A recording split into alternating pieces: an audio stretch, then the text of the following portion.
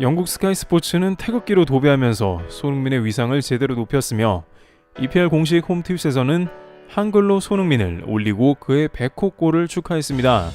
영국 현지 팬들은 손흥민의 100호 골을 보며 광란의 분위기에 휩싸인 모습이기도 했는데요. 라커룸에서도 손흥민은 켄을 비롯한 동료들에게 축하 세례를 받는 모습이 이어졌습니다. 스텔리니 감독 대행부터 해서 동료들은 손흥민의 100호 골을 축하하자며 그에게 박수를 보냈습니다. 손흥민도 선수들에게 팀 덕분이며 어려운 순간을 이겨내고 잘해보자 라며 소감을 얘기했습니다.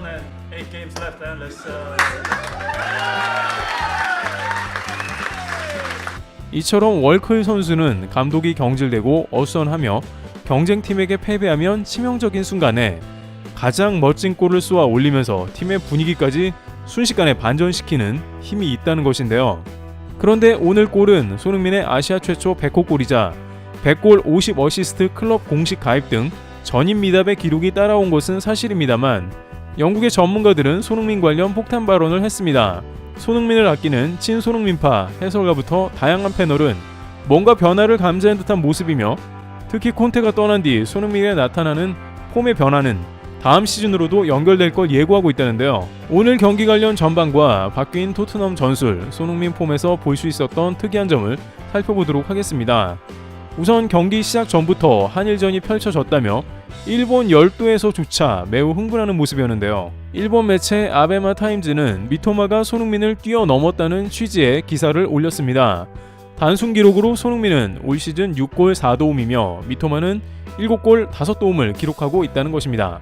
게다가 과거 메뉴 등에서 활약하던 카가와 신지가 통산 6골이었는데 그것도 한 시즌 만에 미토마가 넘어섰기에 이번 경기에서도 미토마가 손흥민을 압도하는 모습을 보여줄 것이라는 기대감이 있었는데요.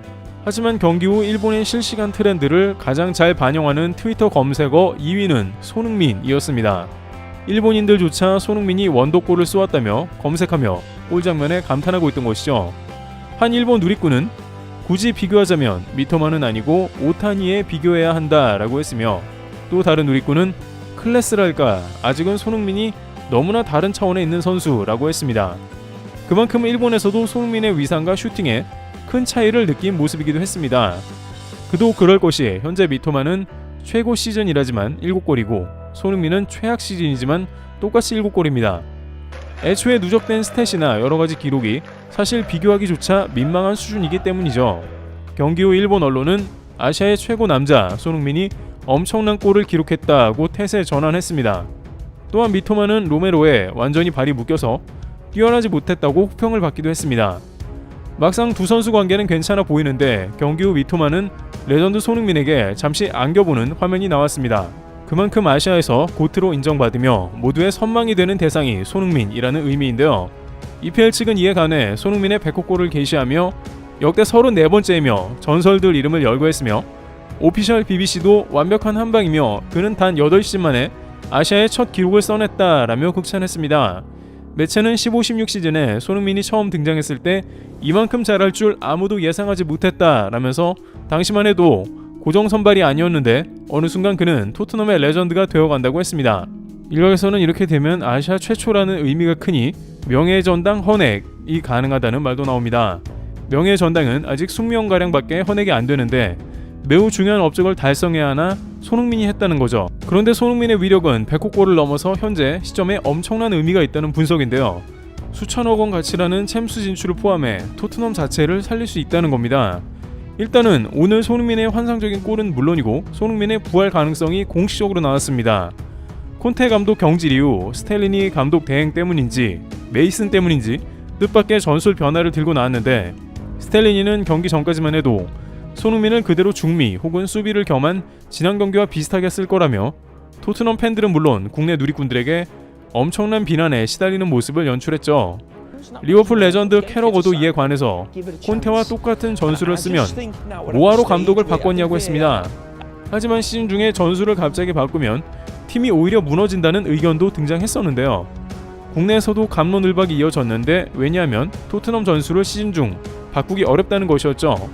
예를 들어 콘테도 시즌 중간에 들어왔는데 사실상 전술은 무리뉴 전술을 그대로 썼다는 겁니다.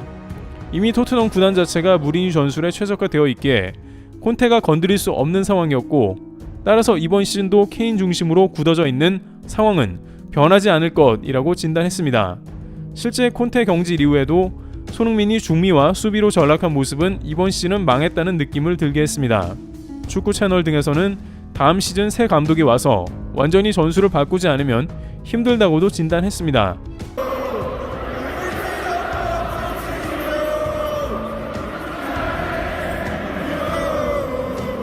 스텔리니 감독 대행은 콘테 사단이고 이미 토트넘은 케인과 윙백 페리시치 전술에 익숙해졌다는 겁니다. 그런데 막상 경기 시작 후 스텔리니 감독 대행 체제에서 3-5-2 수준으로 손흥민을 공격적 활용을 했습니다. 포메이션상 케인이 원탑이었지만 경기 중 손흥민은 오히려 케인보다도 앞에 있는 경우도 잦아 보였습니다. 드디어 콘테의 고구마 같은 전술이 사라지고 손흥민이 치달하는 장면이 나올 수 있다는 건데 실제 전반 5분부터 손흥민은 역습에 가담했고 상대방 페널박스까지 공간을 파고 들었습니다.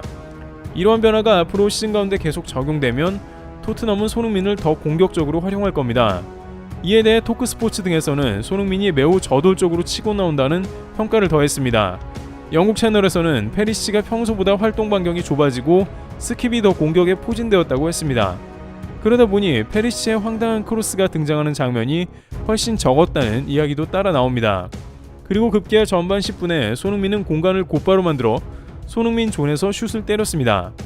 이 골은 들어갈 확률이 2%, XG가 0.02로 사실상 매우 차기 어려운 슛입니다. 그러나 손흥민의 폼은 살아났다는 게 이 골은 완벽한 궤적을 그리면서 네트에 꽂힌 건데요. 이 손흥민 슛은 키퍼가 매우 막기가 어려운 것이 밖으로 나갔다가 마지막에 골대 안으로 들어오기 때문이죠. 이러한 슛을 쏠 수 있는 윙어가 현재 전 세계에 존재하는지 자체가 의문일 정도의 슛입니다. 영국 스카이 스포츠 해설가인 피터 스미스는 이에 대해서 손흥민의 충격적인 골이라면서 브라이튼은 손에게 저 공간을 줘서는 안 되며 실수했고 손흥민은 키퍼가 닿지 않는 곳에 곡선을 그렸다 했습니다. 그러면서 손흥민이 토트넘의 영향력이 얼마나 큰지 다시 한번 상기시켜주는 골이었다고 극찬했습니다. 이번 시즌 수많은 전문가들은 손흥민의 부진을 탓했고 바로 이전 경기까지 비판을 해왔었는데요. 그러나 경기 후 손흥민은 풋볼 런던을 비롯한 거의 모든 매체에서 평점 8점 정도로 최고점을 받았습니다. 이 원더골의 출발점은 뜻밖의 페리시치였는데 역시 뭔가 전술의 변화가 느껴진 점이 페리시치가 잡으면 무조건 크로스라고 여겨 브라이튼 수비가 2명이나 붙는 모습이 나왔지만 페리시치는 손흥민에게 패스를 했고 한 명만 제끼면 되는 손흥민에게 더 찬스가 왔다는 겁니다. 토트넘 내부에서도 손흥민을 더 공격적으로 활용하라는 지시가 떨어졌다는 추측도 나오는데요. 실제 후반에는 케인은 상당히 내려와서 플레이하며 지난 시즌과 같은 모습을 많이 보여줬고 이는 손흥민뿐만 아니라 팀 전체의 패스가 살아나고 그 가운데 케인 추가골까지 나오는 기회가 됐습니다. 케인의 추가골은 손흥민으로부터 시작되었고 이처럼 손흥민 콤비가 부활하는 모습이 되었습니다. 또한 굳이 케인 최전방에만 가 있는 것보다는 이렇게 2선에 물러가 있다가 컷백으로 골을 넣어도 되는 것입니다. 지난 몇 시즌간 케인은 이렇게 해오면서도 득점왕도 했는데 올 시즌 같은 모습은 필요가 없습니다.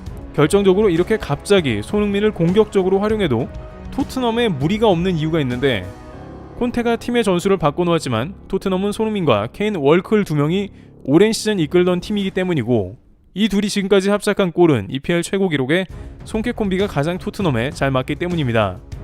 따라서 앞으로 손흥민의 부활은 물론이고 토트넘 챔스 출전은 손흥민을 공격적으로 활용하느냐 여부입니다. 손흥민은 경기 후 소감에서 아시아 선수로 처음 100호 골을 기록했다는 게 자랑스럽다고 밝혔습니다. 토트넘 라커룸에서도 보았듯이 이렇게 누구에게나 축하받는 것은 그의 인성을 돋보이게 하는 장면입니다. 과연 앞으로 손흥민이 전진된 포지션으로 출전하며 챔스에도 나가게 될지 귀추가 주목되고 있습니다. 트리블 튜브였습니다. 감사합니다.